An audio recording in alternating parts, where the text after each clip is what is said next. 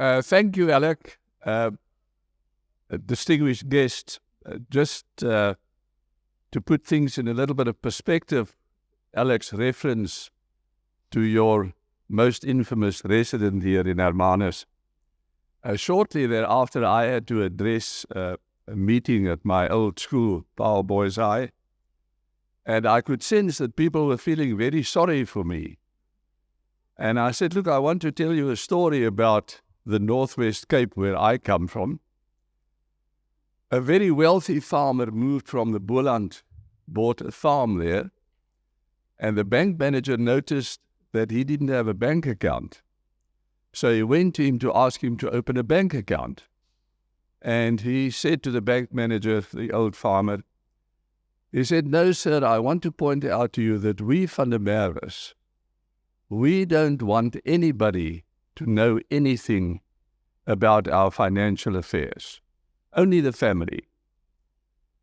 He says, so most of the money my children know about. But you know, children can be a bit irresponsible, so there's a certain portion of the money that only my wife and I know about. But you know, I've learned that wives can sometimes be irresponsible. So then there's another batch of money that only the dear Lord and I know of. And then he stopped and he says, and then there's another little lot. So, right, Alec, thank you for the opportunity to share a few thoughts with you.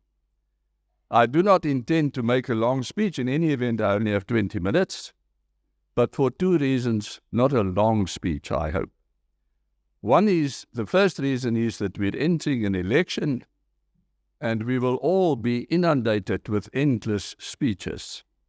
And secondly, I do not have a great deal of wisdom to impart. After a few personal observations, and then engaging in a question and answer session in an attempt to help each other to perhaps make more sense of the world we live in. First, the very long-term picture. In a recent speech at the World Economic Forum, the president of Argentina made the point that for 800 years, from the year 1000 AD to the mid-19th century, there was virtually no growth in the per capita GDP worldwide annually. Then the miracle of the Industrial Revolution and capitalism spurred great economic growth, increasing the per capita GDP growth rate from 0.02% per annum to 0.66% per annum at the end of the 19th century, which meant it would take 107 years to achieve a twofold increase in per capita GDP. In the 1950s, the growth rate rises to 1.36% annually, meaning that the per capita GDP doubles in 66 years.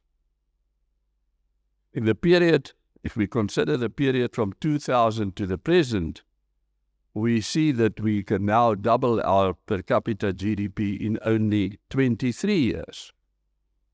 And yet, after 200 years, we see that democracy and capitalism are under attack, even in the countries of their origin, which I suppose only illustrates how difficult it is for humankind to learn and how easy to forget.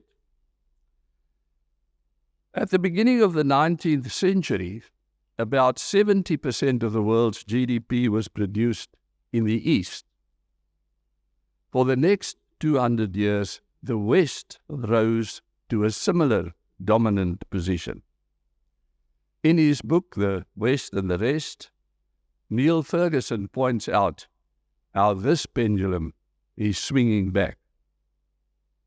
Although one must always remember what the well-known American economist J.G. Galbraith said, and I quote, "The only function of economic forecasting is to make astrology look respectable." Interesting in this regard are the current demographic projections. The world's foremost demographers projected the world population by the end of the 21st century will be 11 billion people, of which 85% will live in Africa and in the East. Africa will then have a population of between 4 and 4.5 billion people. The question then arises, how much will the remaining 15% really matter? Add to these developments the exponential technological advancements, and it is clear that the world is rapidly becoming a very different place, a fundamentally different place. Nowhere is this clearer than what Douglas Murray describes in his book, The Strange Death of Europe, in which he points out the huge risks Europe is facing due to mass migration. Like all countries in an increasingly interconnected world, we in South Africa cannot avoid the consequences of these mega trends, and we must chart our way forward fully cognizant of these trends and of our own complexities. I am sure all of us are often asked, what do you think of South Africa now? My stock answer is, compared to what? As I indicated before, many people agree with Murray's bleak prognosis for Europe. On the other hand, many analysts suggest that the USA is involved in a low-level civil war, with Democrats and Republicans seeing each other as enemies and not as opponents. What is therefore clear is that the challenges we face in South Africa do not make us the only country where one can easily despair of the future. In charting our way forward, we can perhaps find good guidance in a speech made by Professor Chris Brink, former Vice-Chancellor of the University of Stellenbosch. He suggested that in drawing that chart, we should ask ourselves 4 questions. Firstly, where do we come from? Secondly, where are we now? Thirdly, where do we want to get to?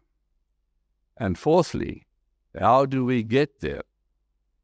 In answer to the first question, he suggested that in South Africa, we come from a world of either or, where you were either white or black, one spoke either Afrikaans or English, you were either part of the ruling elite or part of the disenfranchised majority. Where are we today? We live in a world of and. We are black and white. We speak Afrikaans and English, and another 9 official languages as well. And every eligible South African is entitled to vote. We live in a functioning democracy. Interesting to note in this regard is that we currently have 41 million eligible voters, of which 24 million are registered to vote, but it is expected that only 17 million will actually cast their ballots. That means if the ANC does get 50%, the government would have got the votes of only 8.5 million South Africans in a country of 60 million plus people. We live in a country that has not been well managed by the current government, to put it mildly, over the last decade and a half. That is generally accepted, and even the ANC admits that it has made serious mistakes in its policies and in the implementation thereof. To such an extent that many people, locally and abroad, suggest that we are showing signs of a failing state. I submit that this is the wrong conclusion. Without whitewashing the many costly mistakes of the ANC government, there are trends in South Africa that clearly illustrate that we are not inevitably headed to become another African failed state. Let me point out only 5, and there are many others. Number 1, according to Stats South Africa, our people today are living longer. In 2002, people were living until around 55 years of age. Today it is 63 years. Now, I submit that if everything in the country was that terrible, this outcome would not have been possible. In the second place, SARS continues, much to some of our dismay, to bring more taxpayers into the net. From 2007 to 2021, individual taxpayers increased from 4.8 million to 24 million. Company taxpayers increased from 1.2 to 3.1 million. The third place, and this may surprise many of us, our budget deficit in 2023 at 4.9% was the same as in 1994. In the fourth place, the number of nurses has increased to the extent that the ratio of nurses to people improved from 340 people to less than 200. In the fifth place, there is evidence of the health of our democracy. According to a recent column by Tony Leon, we see optics which very few developing world democracies could match.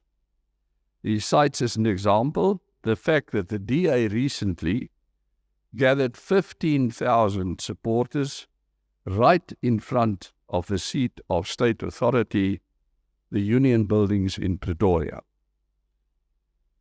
No troops dispersed the event.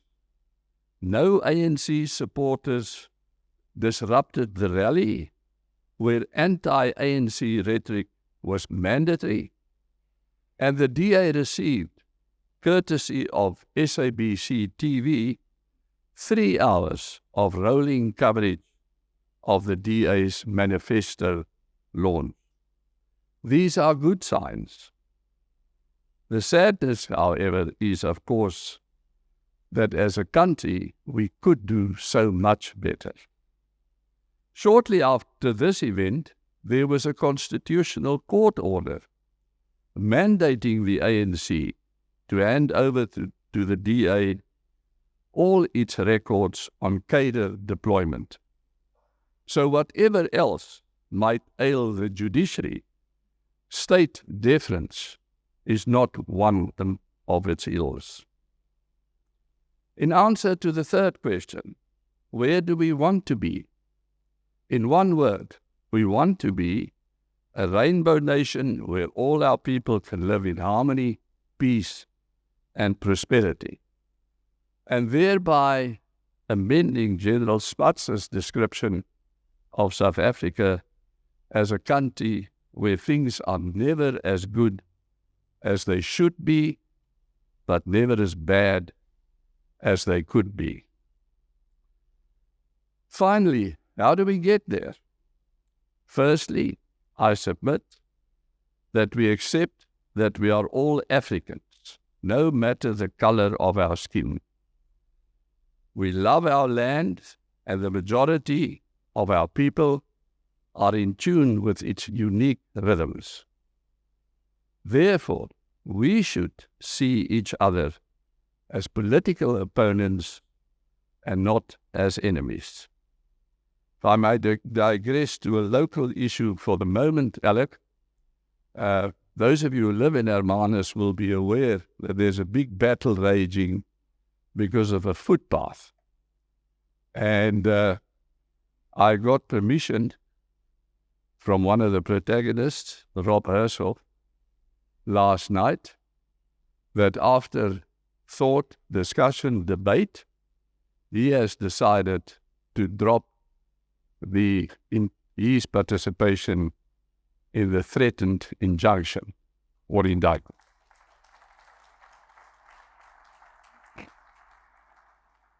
Which shows what can be done if we converse with each other in a particular manner. At the conclusion of every discussion as to where we are today and how we are going to make South Africa the country it can and should be, we always focus on all the wonderful advantages that we enjoy. Our abundance of natural resources, our youthful population, our vibrant civil society, our independent media, etc., etc. So what should we do? In my view, we should look at our challenges or problems less superficially. And let me give one example, the whole debate about cadre deployment. The Constitutional Court had ruled that cadre deployment is not unconstitutional. And I think around the world and also in our own history, cadre deployment was accepted. The difficulty, however, if we analyze, it's not cadre deployment per se that is a problem. It is how it is done that is the problem. And maybe if we engage differently, we can get that situation to improve. Secondly, we should focus on trying to reach consensus on an improved electoral system, such as Michael Louis and his cohorts have just achieved, that we will have for the first time independent candidates on the ballot this year. Because part of what is wrong, in my view, in South Africa, is the electoral system, how people get elected to parliament. And part of the consequence of that is, with the strong party boss influence, that many people of talent and people who can make a huge difference do not want to engage in politics. It's not an attractive option. We can deal with that in more detail if there's a question in that regard. And for those of us who fear South Africa becoming a failed state, we should consider all the differences between us and those failed states, primarily in Africa. One of the most important differences in our favor is our strong private sector.